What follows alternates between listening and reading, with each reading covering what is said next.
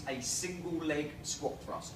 One of the things I really like about a squat thrust is its ability to introduce us to the stretch, shorten cycle, plyometric movement, but without all of our mass kind of acting vertically, and we can grade the exposure a little bit by just kind of changing the point of application, which is really, really cool. The other great thing about single leg squat thrust is that we can, you know, we're not always working more on our dominant side, that we can actually emphasize movement on either leg. And often that can show up some of the deficits that we can have in the ability to create that explosive activity.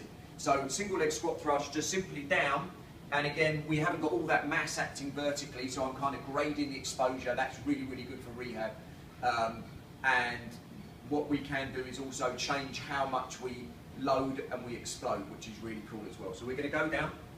All we're going to do is go back into a single leg squat thrust like that, and then what we might do is emphasize that onto the other side. And instantly, you know, I find it much, much harder on my left than I do on my right. Now, we can also make some really cool adaptations to that. You could add in how much range that you use, you could change the speed as well, or we could change some of the dimensions as well.